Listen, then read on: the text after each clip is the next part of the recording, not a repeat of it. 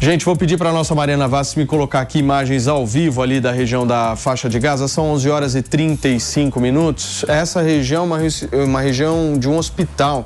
Daqui a pouquinho eu vou te atualizar sobre essa imagem. Eu só preciso ir para um break para você que está no rádio. São 11 horas e 35 minutos. Há registros, gente, esses registros são ao vivo de bombardeios acontecendo muito próximos ao hospital, ali um dos hospitais da faixa de Gaza. E a gente vem falando aqui no programa há bastante tempo da dificuldade que é para o exército de Israel conseguir chegar nos terroristas que estão nos túneis. E muitos desses túneis, esses 500, 600 quilômetros de túneis que existem ali na região da faixa de Gaza, são obviamente construídos embaixo de hospitais, justamente para dificultar o acesso e criar todo esse imbróglio que a gente está vendo. No momento em que Israel vai lá e promove algum tipo de ofensiva, toda essa ofensiva é muito delicada por conta dessa região hospitalar. Tudo muito bem construído e arquitetado pelos terroristas, já sabendo que essa dificuldade iria acontecer para Israel. Certo, não, senhor? Certo, essa é uma estratégia do grupo terrorista, de colocar suas bases embaixo de hospital, de escola. Vou passar a palavra para você daqui a pouquinho, porque o senhor Mick deu um pequeno problema, Nelsinho. Miriam Spritzer, fala para mim. Sim, bom, esse é um dos grandes desafios dessa guerra, né? A gente tem essa situação em que o grupo Hamas se esconde em áreas de civis e não só áreas de civis, eles estão se escondendo em escolas, em parques de diversão. A gente viu esses dias mesmo, encontraram um lança-foguetes e um túnel perto de um parque de diversão, embaixo de hospitais.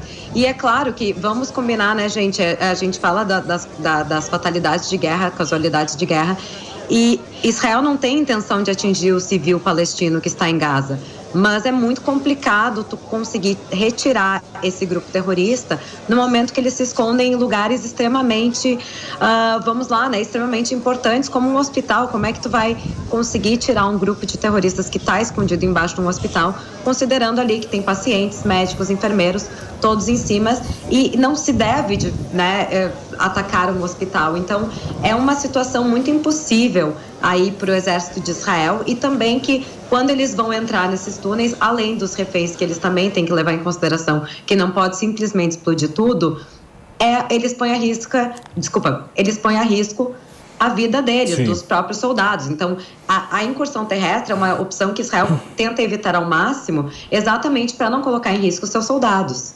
Fala, né, o senhor? Eu falaria exatamente isso. A Miriam está completa de razão. É uma estratégia do grupo terrorista, Paulinho, colocar as suas bases debaixo de hospitais, de escolas. E aí, cada vez que há um ataque de Israel contra, não o hospital, não contra os civis, mas contra a base terrorista do Hamas, que está próximo a esses polos civis, há automaticamente uma reação de narrativa, que olha como estão atacando civis, olha como Israel é maldoso, olha como Israel não está respeitando as regras, enfim. Mas Israel está numa situação dificílima, porque ou simplesmente aceita o ataque terrorista do Hamas e não faz nada, ou reage, e quando reage tem esse tipo de ação próximo ao hospital e escola, porque é onde os terroristas se escondem. Isso é mais um sinal de que o Hamas não está nem aí para o povo palestino. Se não está nem aí para o povo palestino, não está também para a causa palestina. Infelizmente, usam desses palestinos e da causa para promover terrorismo. Sim. Ô, Miss, você tinha me pedido para fazer uma pergunta para o Augusto Lerner? Fica à vontade. Sim, por favor. Bom, Augusto, obrigado por participar aqui. A pergunta que eu tenho, na verdade, é exatamente nessa linha do cessar-fogos, né? Que a gente está falando numa pausa temporária de 2 dias, que coloca Israel numa situação de risco, porque se sabe que nesses 2 dias de intervalo, digamos, dessa guerra, o Hamas se reorganiza. O motivo pelo qual eles estão pedindo um cessar-fogos, estão abertos a negociar essa pausa, é exatamente porque eles estão começando a ficar sem saída ali no território de Gaza. Qual é a chance de Israel aceitar esse possível cessar-fogos ou essa pausa, né, temporária, sem receber totalmente os reféns que estão com o Hamas hoje? Porque esses 10 reféns que estariam em troca, que a gente fala que provavelmente estariam com dupla cidadania, que tem interesses de outros países aí no meio, mas existe aí muitos mais do que esses 10 reféns, e esses 2 dias poderia custar a Israel muito na estratégia de guerra. Então, queria saber um pouco de como é que tu vê essa situação do lado de Israel aceitar essa possível pausa. Augusto, só antes da sua resposta, deixa eu receber quem sintonizou nesse momento aqui na programação da Jovem Pan. A gente está batendo um papo aqui sobre mais um dia de guerra, tentando analisar mais um dia de guerra, com muitas imagens de bombardeios, nesse momento acontecendo próximos ao hospital da faixa de Gaza. Eu queria só que você repetisse muito brevemente a pergunta para o Augusto, para todos do rádio também entenderem, Miriam. Bom, a minha pergunta é exatamente por esse momento de falar de uma possível pausa, um possível cessar-fogos de 2 dias, que a minha pergunta era qual é a chance de Israel aceitar isso, sabendo que pode comprometer a estratégia de guerra, né, nesse momento, porque a gente sabe que o Hamas está querendo aceitar esse possível cessar-fogo, essa pausa de 2 dias pelo menos, e trocar 10 reféns em função disso, porque eles estão ficando sem saída. E qual é a chance do exército de Israel aceitar apenas 10 reféns em troca desses 2 dias, que pode lhe custar muito na estratégia de guerra? Perfeito. Augusto? Obrigado, Miriam, pela pergunta. É uma resposta que tem é uma pergunta que tem várias respostas, na verdade. A gente pode analisar por vários ângulos. Primeiro, no âmbito internacional, a pressão que Israel vem sofrendo é cada vez maior por um cessar-fogo de 1, 2, 3, 4 dias, que seja, quando a gente fala internacional, através principalmente da União Europeia e dos Estados Unidos, aqueles países que mais apoiaram Israel depois do ataque do dia 7 de outubro. Esse é o primeiro ponto. Segundo ponto, a questão doméstica israelense. O primeiro-ministro Benjamin Netanyahu já disse que ele aceita um cessar-fogo com a devolução de todos os 240 reféns mantidos em cativeiro pelo Hamas. A gente não sabe se a pressão internacional pode acabar mudando essa atual resposta do Netanyahu e levar isso a ele ceder e diminuir o possível número de reféns. Isso pode acontecer. A pressão internacional, quando a gente fala dos Estados Unidos, é muito grande sobre Israel, então isso é importante a gente analisar por esse aspecto. E terceiro, também, no que diz respeito à questão militar terrestre na faixa de Gaza, Israel está adotando uma estratégia bem peculiar, podemos dizer assim. Eles estão amassando o Hamas na questão de cercaram a principal cidade da faixa de Gaza, a cidade de Gaza, no caso, fecharam a saída dela pelo sul, pelo norte da faixa de Gaza. A faixa de Gaza hoje em dia está dividida entre o sul e o norte, a partir disso fazendo uma pressão muito grande ao Hamas naquela cidade. O Hamas, inclusive, está nos túneis da cidade de Gaza, e se Israel faz um cessar-fogo agora de 2, 3, até 5 dias, podemos dizer assim, pode acabar ajudando, facilitando as atuais táticas militares do Hamas. Se a gente for analisar um pouquinho mais, quando o Hamas sequestrou essas pessoas também, ele também já tinha essa intenção de devolver alguns para fazer um cessar-fogo, para conseguir se reagrupar e a partir disso conseguir responder melhor a invasão terrestre de Israel. Então, essa pergunta é muito interessante, porque ela tem várias respostas internacionalmente, interno de Israel e também no campo militar na faixa de Gaza hoje em dia. Pediu, Elaine? Sim. Lerner, tudo bem? Me permita fazer uma pergunta de quem nada conhece sobre a questão de tática de guerra, mas assistindo Falda, eu queria te fazer uma pergunta. Maravilhosa, sério. Exatamente. Maravilhosa. O exército de Israel não tem inteligência ou não pode atuar com a inteligência deles para se infiltrar nesses túneis aí que a gente vê e de alguma forma tentar resgatar esses reféns ou matar aí mais membros do Hamas, porque ali na série Falda, né, já que já comecei, vou terminar, eles fazem justamente essa... Longa, né? Pelo amor de Deus, 5 temporadas também. Quem não assistiu tem que assistir, agora já fiz como comercial. Você vê justamente eles usando uma inteligência ali para entrar nesses túneis, né, criados pelo Hamas. Não sei se é ficção ou... Porque o Lior, né, que é o produtor, ele, na verdade, ele até participa muito ali do exército de Israel como voluntário e tal. Então, me parece que muita coisa ali tem veracidade. Então, eu queria saber de você e me permita fazer uma pergunta para você usando uma série de ficção para te fazer uma pergunta como essa. Não, capaz. A série ela retrata muito a realidade, principalmente no que diz respeito à questão da Cisjordânia, onde Israel está presente, mais diferente do que a faixa de Gaza. A terceira temporada também traz a questão de Gaza, mas se a gente for fazer uma análise sobre a série como toda, ela é utilizada muito mais a questão da inteligência, de espiões na Cisjordânia. Inclusive, o diretor de Fauda deu uma declaração sobre a guerra, sobre a atual guerra, que é inimaginável conseguir imaginar o tamanho da rede e extensão de túneis da faixa de Gaza. Se a gente for ver, uns 10 dias atrás, se não me engano, Israel conseguiu resgatar uma soldada israelense que foi sequestrada no dia 7 através de uma operação militar na faixa de Gaza. Foi um êxito enorme do exército israelense, tamanho a dificuldade de conseguir manejar o seu exército nessa situação, principalmente em túneis. E no que diz respeito em túneis, nos túneis só entra o pessoal de muita confiança do Hamas, os militares, os chefes de comandos e de batalhões, inclusive os principais comandantes do grupo terrorista.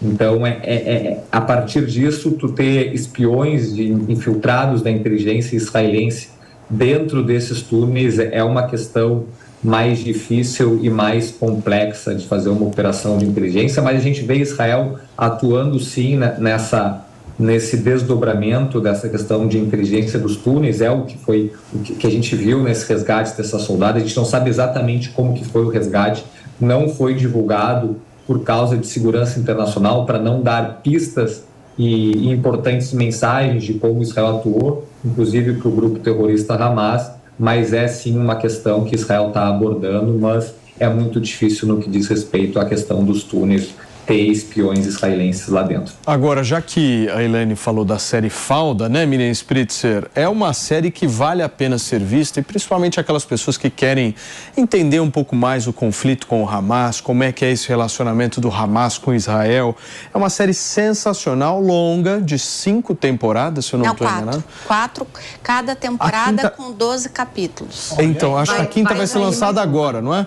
Isso, vai ter mais uma. Isso. A série, ela é inspirada em fatos reais. Muitos dos casos que eles trazem são histórias inspiradas em situações que este grupo de inteligência específica, esse grupo de espiões, de fato participou, né? O Lior Haz, ele tem essa experiência de guerra. O co-roteirista dele, que agora eu esqueci o nome, também tem. E uma coisa interessante, todo o elenco de Fauda, que é uma série que ficou super popular no mundo inteiro, todo o elenco de Fauda, de alguma forma, está hoje ajudando o exército israelense. E isso é super interessante ver também do comportamento da população de Israel, né? A gente viu logo nos primeiros dias, se vocês forem no perfil de cada um deles, inclusive no perfil oficial da série, eles estão super envolvidos. A Gal Gadot também, que é a Mulher Maravilha, que é israelense, está super envolvida em trabalhos para tentar recuperar os reféns e trazer esse awareness, né?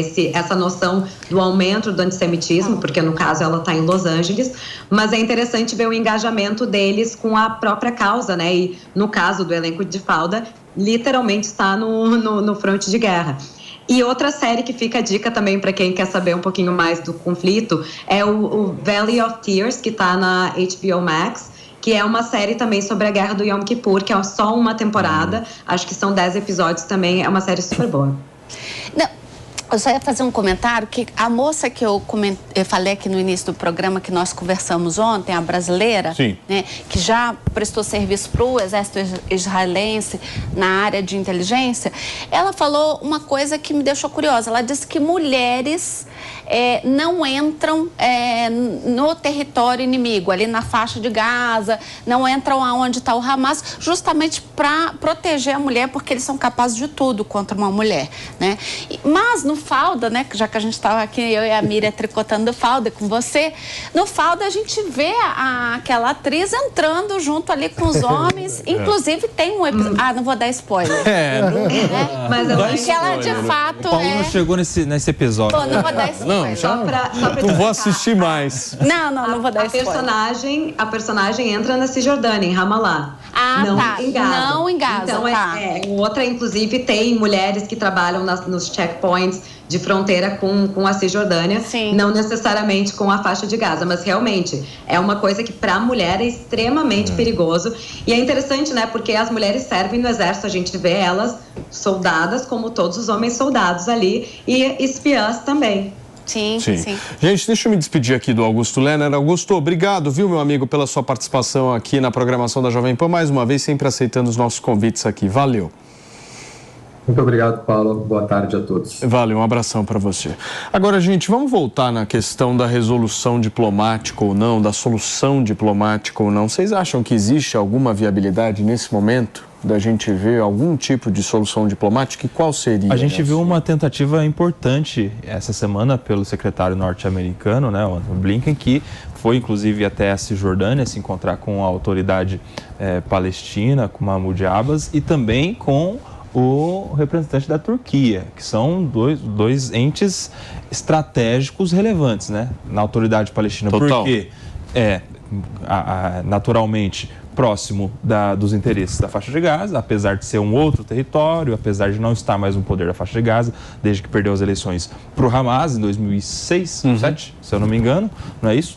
E também a Turquia, porque a Turquia, apesar de integrar a OTAN, que é aliada dos Estados Unidos, é uma voz dissonante nesse bloco militar, porque ela tem um apoio muito mais forte para o lado da causa palestina e contra Israel, portanto. Então, os Estados Unidos têm feito um papel importante nesse primeiro passo de negociação, e inclusive com a participação também nas negociações com o Catar, que tem sido um importante mediador. Eu acredito que a participação americana nessa negociação é extremamente importante. Político, seja no Brasil ou lá fora, faz as suas políticas, promove as suas ações baseadas em pesquisas eleitorais, certo? Claro. No ano que vem, nós teremos uma eleição disputadíssima nos Estados Unidos, ao que tudo indica, entre Trump e Biden novamente. Essa ação rápida do Biden de viajar para Israel tão rapidamente, ele foi muito ágil, né, nessa viagem, me chamou bastante atenção que ele agiu claramente de acordo com o americano queria que um presidente da República ali agisse naquele momento. A minha pergunta para vocês é a seguinte: a gente pode dizer que o que define essa guerra são as pesquisas eleitorais americanas? E se o americano disser o seguinte: olha, Israel está pesando a mão, tem que ter um cessar-fogo. Se o movimento nos Estados Unidos de cessar-fogo crescer, eleitoralmente falando, muda a guerra? Acho que são vários fatores. Acho que a eleição americana certamente influencia, mas a situação política do próprio Netanyahu em Israel também influencia, e a gente sabe que ele está com uma crise de popularidade e sofrendo uma pressão muito intensa dos familiares de reféns, o que, na minha visão, pode acabar levando Israel a testar essa tentativa mediada por Catar e Estados Unidos de trocar a liberação de alguns reféns por 1 ou 2 dias de cessar-fogo.